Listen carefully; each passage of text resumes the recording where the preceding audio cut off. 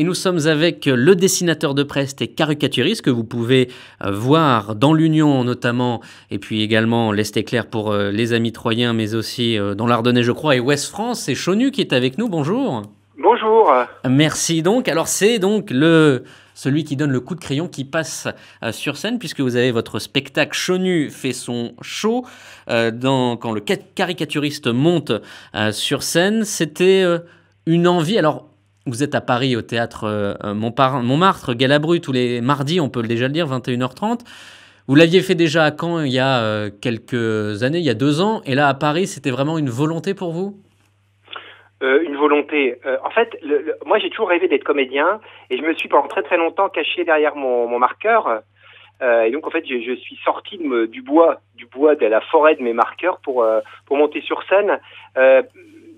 Pour ça, il faut dessiner très vite, c'est-à-dire il faut avoir la capacité de faire du dessin en direct. Je fais beaucoup de dessins de télé ou dessins de congrès, c'est-à-dire quand vous êtes en improvisation, vous écoutez, vous êtes un sniper, vous écoutez ce qui se dit, et donc toute cette culture en même temps traditionnelle de la caricature pour ce qui est imprimé, hein, et en même temps cet aspect dessinateur en direct qui fait des dessins qui sont envoyés lors de congrès ou dans des émissions de télé.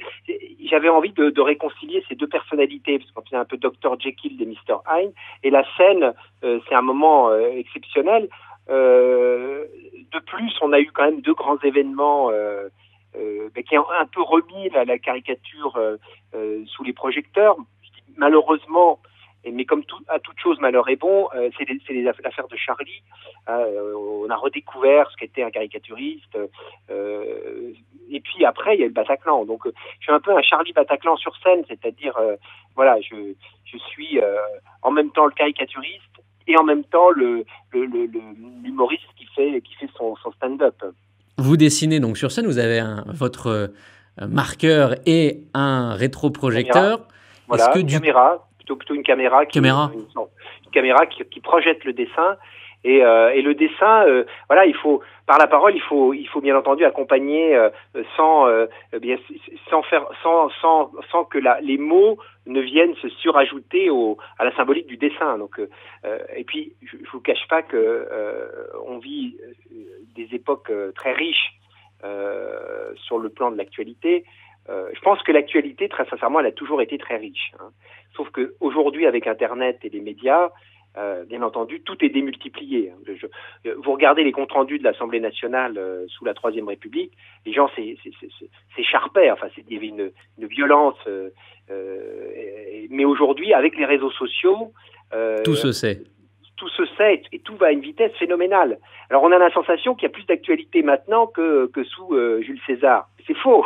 C'est toujours le même problème. Sauf qu'aujourd'hui, bien voilà, l'information va très très très vite et surtout l'information, elle est plus aux mains des journalistes. Elle est encore aux mains. Elle est aussi voilà, chacun est sa propre agence de presse et on le voit bien avec les réseaux sociaux. Le fait de dessiner comme ça, vraiment en direct devant un public, vous voyez les yeux rivés, il suffit que vous leviez le regard pour que les gens soient attentifs à votre dessin. Est-ce que ça met une pression particulière ou pas plus ?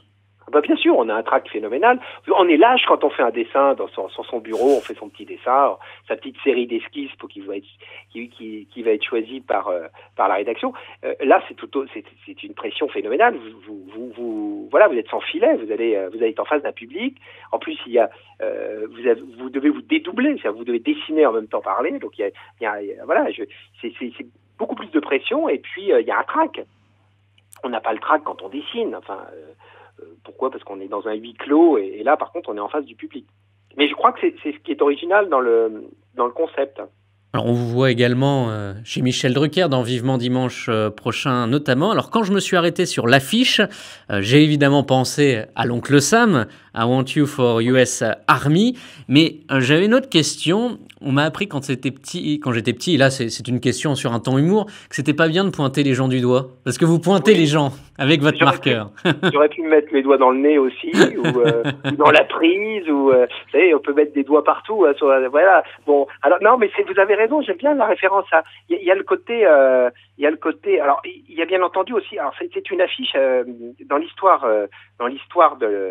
de l'affiche de guerre, il y a aussi on retrouve aussi ce doigt pointé en 1914-18 par le général anglais avec ses moustaches. Et donc il y a une tradition de pointer du doigt en disant on a besoin de vous. Et puis c'est un petit peu la culture américaine. C'est une chose qui ne se fait pas en France en politique. Vous verrez pas Macron pointer du doigt ou ça se fait pas. Bon, Fillon, il est pointé du doigt là par tout le monde, mais enfin bon. Mais par contre, aux États-Unis, vous regardez, c'est très amusant. Dans toutes les campagnes américaines, aux États-Unis, on pointe du doigt, on montre, comme si on connaissait quelqu'un dans la foule. Alors, il y a un petit côté effectivement affiche de guerre et en même temps affiche un peu à l'américaine. Venez, on a besoin de vous. C'est vrai. Ça, c'est bien vu, hein. Vous avez bien analysé les choses. Dans votre parcours, de manière générale, par rapport à ce que vous avez fait et ce que vous faites, on sent que la thématique du devoir de mémoire, alors vous êtes de Caen, vous avez fait des choses d'ailleurs avec le mémorial, cette thématique du devoir de mémoire est assez présente. En fait, je suis assez dédoublé, moi. Il y a aussi un côté paternel. Oui, alors il y a peut-être ça, mais il y a aussi... Votre père était un historien très connu, Pierre Chonu. Oui, il y a une culture protestante aussi, c'est-à-dire que on voit bien que je suis... le cynisme à tout craint, ça ne me va pas complètement, c'est-à-dire que je crois qu'on peut pas rire de tout. Certains en ont fait les frais récemment, hein, et moi, je suis toujours un peu gêné. J'ai plutôt une culture... j'aime pas trop hurler avec les loups. Donc, quand je dois dessiner Fillon, je dois le faire parce que c'est l'affaire. L'affaire Fillon, on peut pas la nier.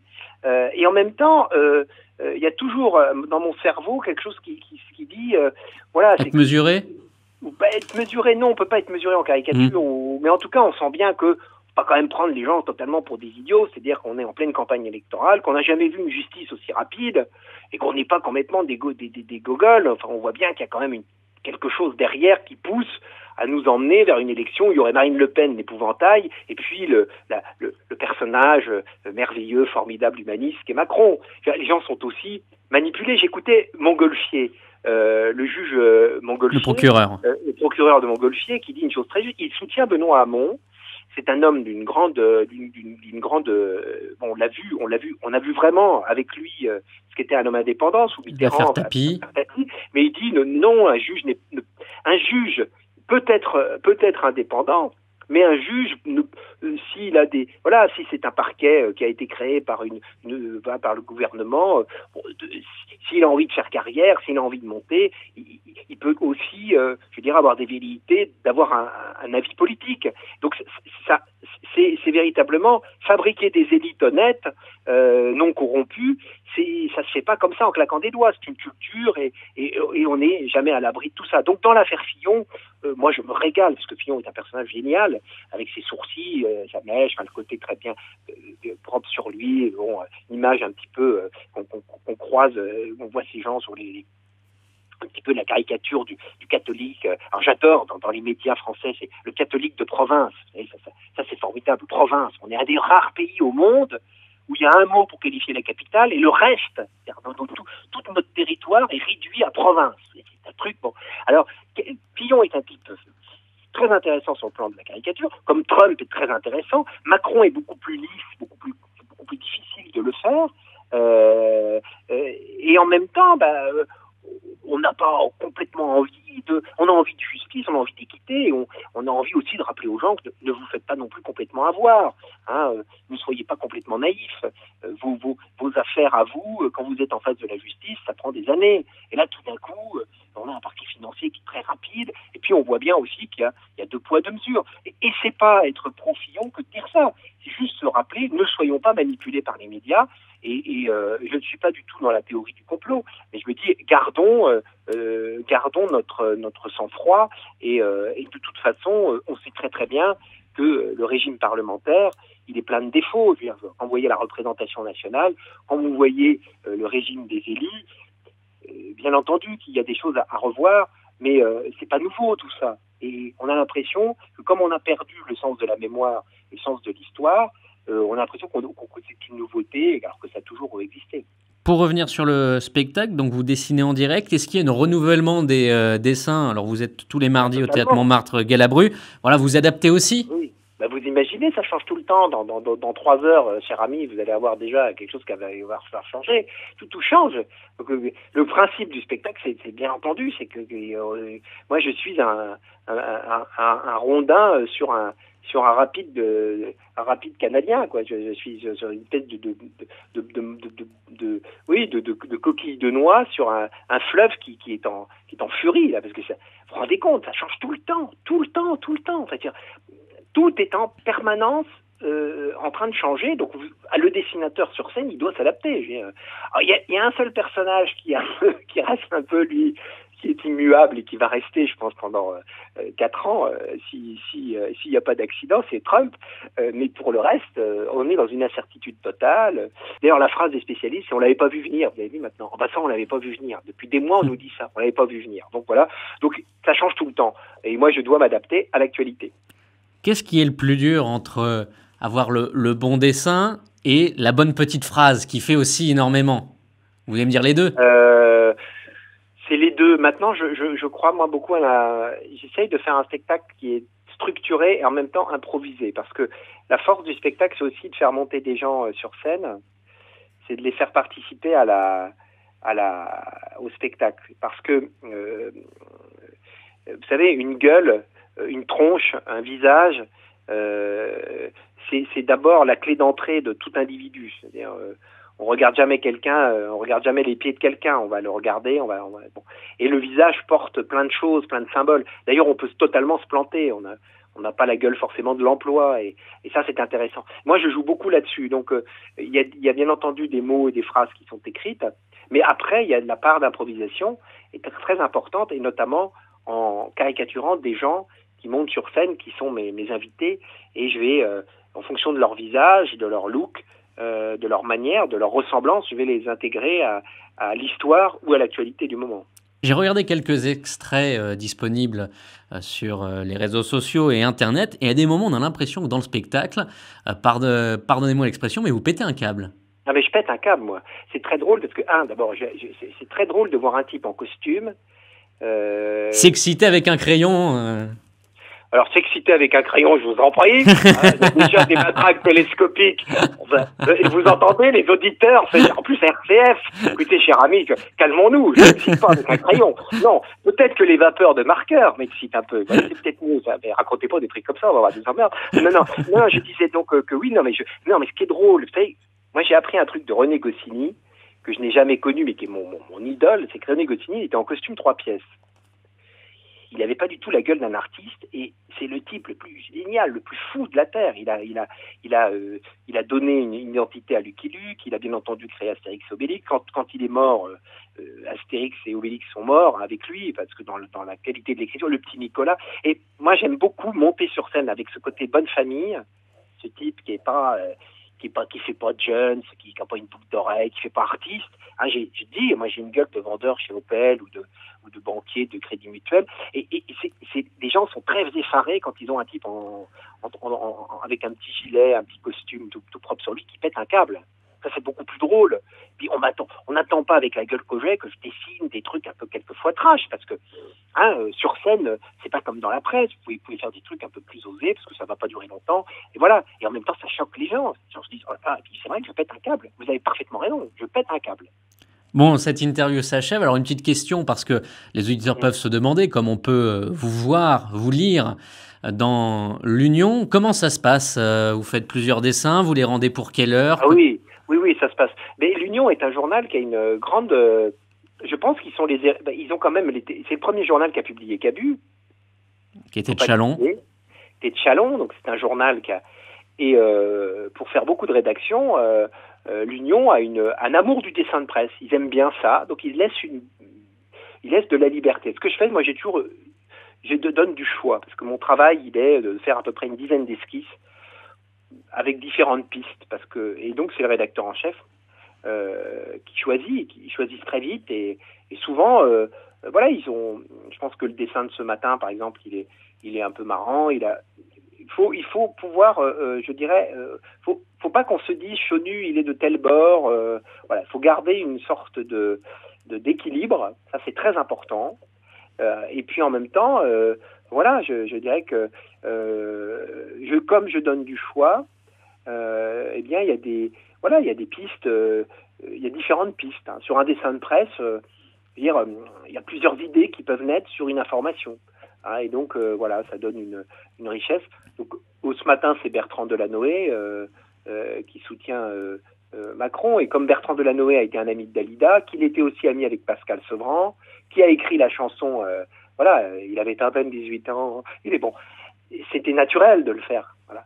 Donc il y a une culture. Un dessin de presse, c'est pas de l'information. Et si vous faites un dessin compliqué et que les gens ne comprennent pas, vous n'êtes pas dans le dessin de presse. Le dessin de presse, je n'ai pas un métier de journaliste. Je suis obligé de m'adresser à des gens qui sont déjà informés. Sinon, ça va tomber à l'eau. Donc voilà, c'est un mélange de culture populaire et d'efficacité. Il faut qu'on reconnaisse tout de suite les personnages. Donc l'Union a une vraie culture du dessin de presse et dans le choix qu'ils font, ils ont toujours à mon avis, ils sont assez justes dans le choix. Ils aiment bien les choses visuelles, par exemple Juppé qui part en cow-boy comme Luke avec les Dalton, on sent.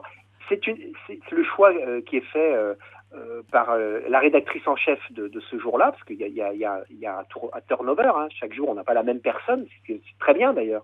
Hein, donc là c'est Véronique Chauvin qui a choisi. Le choix d'une femme rédactrice en chef va être différent d'un homme rédacteur en chef.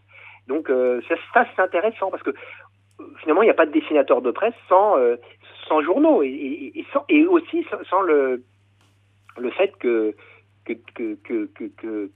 qu'un journal décide d'avoir un dessinateur de presse. C'est pas le cas pour tout le monde. Il y a des journaux, le Figaro par exemple, qui a été le grand journal de ce genre, n'a plus de dessinateur depuis longtemps. Donc c'est pas naturel le dessin de presse. Hein. D'abord c'est une culture et en même temps voilà, il faut trouver la bonne personne et puis il faut aussi que le style s'adapte à la ligne éditoriale. Mais je tiens à rappeler que le quotidien qu'on a dans notre région Champagne-Ardenne est un quotidien qui a quand même révélé l'un des plus grands dessinateurs de presse français, martyr des attentats de Charlie Cabu, à qui on doit rendre hommage, et parce qu'il est toujours là, et il partira jamais. Et c'est un hommage aussi à sa ville natale, Châlons en Champagne, parce que le Grand Duduche, c'est la vie qu'il a eue à Châlons. Ça, c'est très très important de le rappeler. Merci beaucoup, Chenu. Effectivement, vous avez raison de le préciser, les écrits, les dessins restent toujours. Merci, on vous encourage à aller au Théâtre Montmartre-Galabru tous les mardis 21h30 pour vous voir, et j'espère et je crois bientôt à Reims. Oui, avec plaisir, avec plaisir. Le sacre à Reims. Enfin bon, faut pas exagérer, mais on verra bien. Voilà, merci en tout cas. Merci, Chenu.